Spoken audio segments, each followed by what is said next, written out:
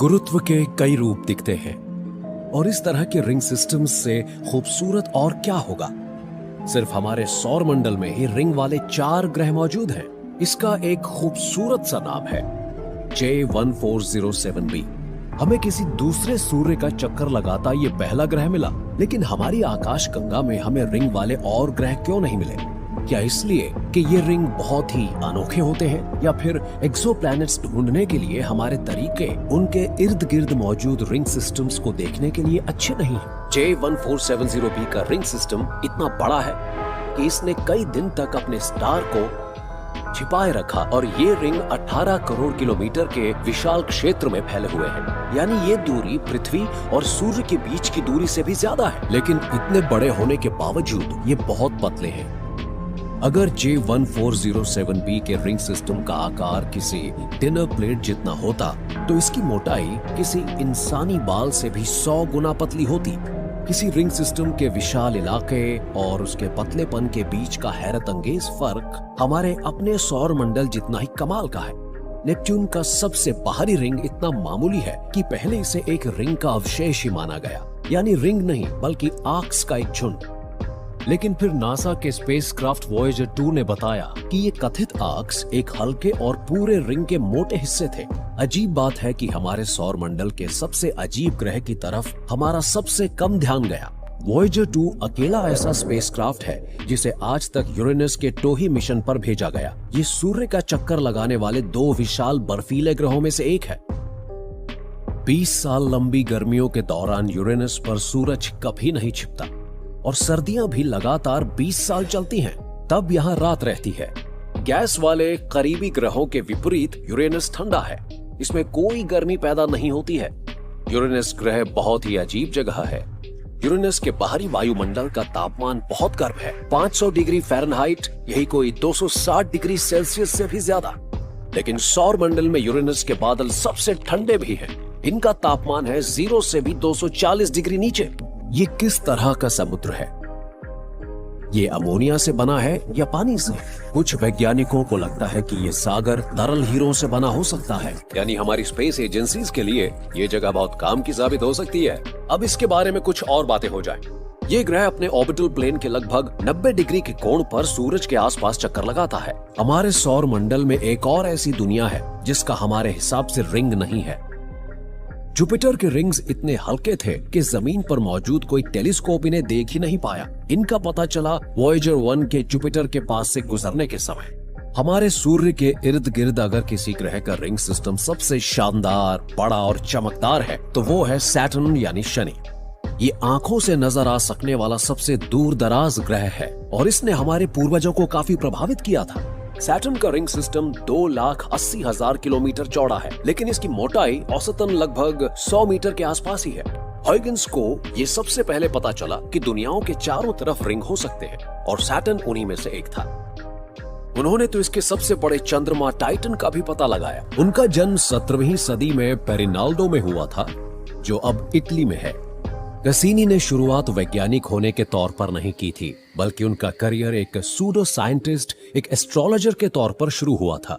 Astrology इस विचारधारा पर आधारित एक विषय है कि हर ग्रह में कुछ खास खूबियां होती हैं और इन दूर दराज दुनियाओं का असर हम इंसानों पर पड़ता है। ये निर्भर करता है इस बात पर कि हमारे जन्म के समय कौन सा ग्रह चढ़ रहा था और कौन सा गिर रहा था। ये एक तरह का पूर्वाग्रह है जिसके तहत हम बिना किसी शख्स से मिले ही उसके बारे में खोखले अंदाजे लगा लेते हैं। एस्ट्रोनॉमी और एस्ट्रोलॉजी एक ही हुआ करते थे, लेकिन फिर कॉस्मोस में मौजूद असली हालत के बारे में लोगों की जानकारी बढ़ने लगी। 1543 में पोलैंड के एक पादरी निकोलस कोपरनिकस ने दिखाया कि हम ब्रह्मांड के केंद्र में नहीं हैं, जबकि पहले ऐसा ही मानते थे। उन्होंने कहा कि पृथ्वी और दूसरे ग्रह सूर्य के चारों तरफ चक्कर लगाते हैं। पृथ्वी ब्रह्मांड के केंद्र में नहीं है। इससे लोग हिल गए। एक सदी बाद भी कुछ लोग इस सदमे से नहीं उबर पाए थे और जियोवानी कैसिनी इन्हीं में से एक थे। कैसिनी ने कमाल के पद को स्वीकार किया। ये पद दिया था फ्रांस के प्रसिद्ध सन किंग लुई द 14th ने। उन्हें लगता था कि वो ईश्वर की इच्छा से देश के शासक बने हैं। लेकिन विज्ञान की जबरदस्त ताकत को पहचानने वाले वो यूरोप के पहले राजा थे। उन्हें पता था कि ये राष्ट्रीय सुरक्षा के लिए जरूरी है। लुई द 14 ने बनवाना शुरू किया पहला आधुनिक सरकारी और वैज्ञानिक शोध संस्थान, जिसका नाम था पेरिस ऑब्जर्वेटरी। कसीनी ने राजा को बताया कि वो पेरिस में ज्यादा समय ठहरने वाले नहीं हैं। वो ज्यादा से ज्यादा 1 या 2 साल रुकेंगे।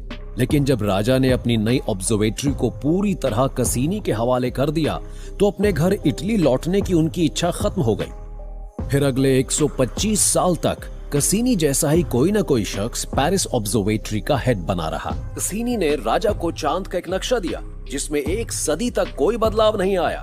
किंग लुई ने दक्षिण अमेरिका जाने वाले एक शोध अभियान के लिए पैसा दिया ताकि लॉन्गिट्यूड की सटीक पैमाइश की जा सके। ये सूचना दूर दराज मौजूद उनके बेड़े के कैप्टन्स और एस्ट्रोनॉमर्स के लिए बड़े काम की थी। कसीनी इन आंकड़ों के जरिए कोपरनिकन सोलर सिस्टम के स्केल की गणना करने वाले पहले इंसान बने, जिसे एक बार उन्होंने खुद ही ठुकरा दिया था।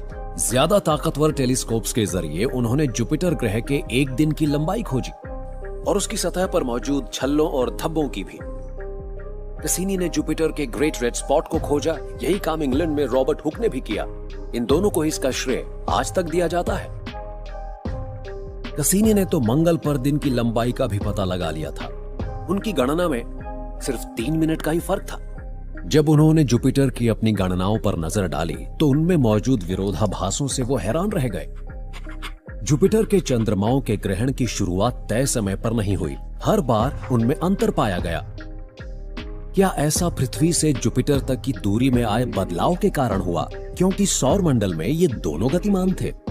अगर ऐसा था तो प्रकाश की रफ्तार असीमित नहीं हो सकती थी, क्योंकि इसे पृथ्वी पर पहुंचने में ज्यादा समय लग रहा था। तो क्या प्रकाश की रफ्तार सीमित थी?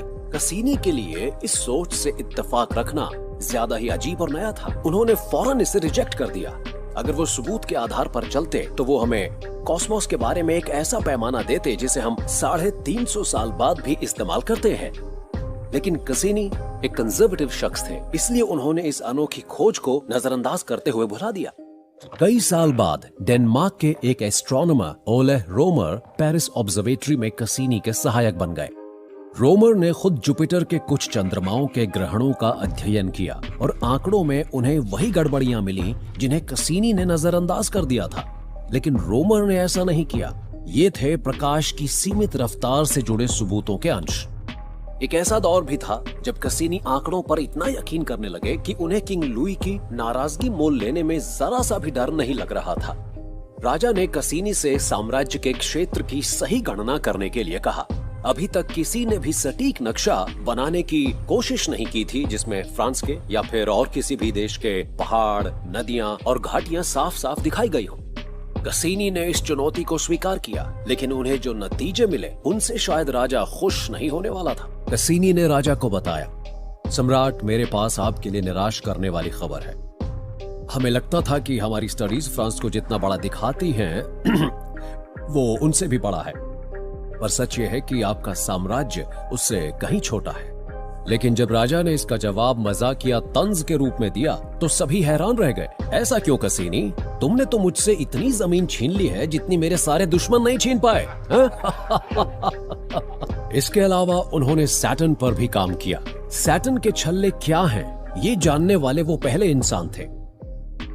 उनके मुताबिक ये छल्ले ठोस नहीं थे, बल्कि ये ग्रह का चक्कर लगा रहे बेहिसाब सैटेलाइट से बने थे और इनके बीच खाली जगह भी थी। सैटर्न के प्रति हमारी जानकारी को कसीनी ने बेहतर बनाया, पर हम वहां तक पहुंच कैसे सकते थे? आप अब जो देखने वाले हैं, अगर वो ना होता तो इस अनोखी उपलब्धि को हासिल करने वाले शख्स को भुला ही दिया जाता, जिसकी जिंदगी त्रासदियों से